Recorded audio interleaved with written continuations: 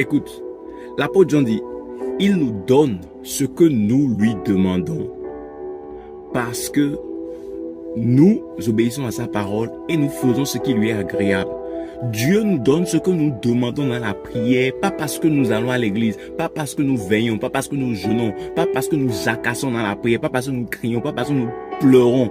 Dieu nous donne ce que nous lui demandons dans la prière, parce que nous obéissons à sa parole et nous faisons ce qui lui est agréable. Nous faisons ce qui lui fait plaisir. Donc, si tu veux avoir une vie de prière exaucée, les premières choses que tu dois chercher à faire, c'est obéir à sa parole et vivre une vie qui lui est agréable. Mais aujourd'hui, nous avons une grande majorité de chrétiens qui ne vivent pas une vie agréable à Dieu, qui ne disent pas, qui ne parlent pas selon la vie qui plaît à Dieu. Ils n'agissent pas selon la vie qui plaît à Dieu. Ils ne pensent pas selon la vie qui plaît à Dieu. Mais tout ce qu'ils veulent, c'est prier, prier, prier. Et après, ils se plaignent.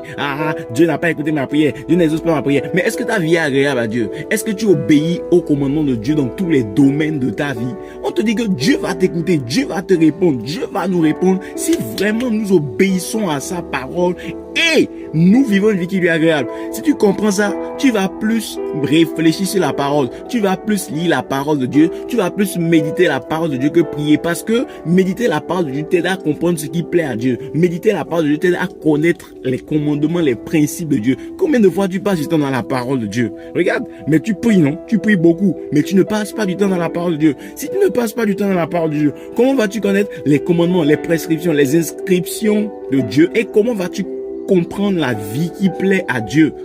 Parce que c'est la vie qui plaît à Dieu qui conduit à une vie de prière excellente.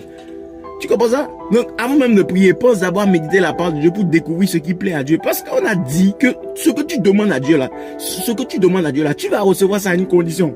La condition, c'est que ta vie soit agréable dans tes paroles, dans tes pensées, dans tes actes. Et que tu respectes les instructions, que tu obéisses aux instructions. Donc, la vie d'obéissance est plus importante que la vie de prière. La vie agréable à Dieu est plus importante que la vie de prière. Et d'ailleurs même, tu dois prier pour avoir une vie qui obéit à Dieu. Pour être une personne qui obéit à Dieu, tu dois prier pour être une personne. Demander l'aide du Saint-Esprit régulièrement pour vivre une vie qui est agréable à Dieu. Quand tu fais ce genre de prière, quand tu viens demander certaines choses après, Dieu répond rapidement, mon frère. Est-ce que tu comprends ça? Donc, mon objectif est de t'amener à commencer par penser à avoir une vie qui plaît à Dieu, à faire de ta quête, de ton but premier, avoir une vie qui plaît à Dieu dans cette nouvelle année 2026. Les jours qui arrivent, je vais te montrer comment tu peux plaire à Dieu de façon pratique. Pour le moment, je te montre seulement les avantages de plaire à Dieu.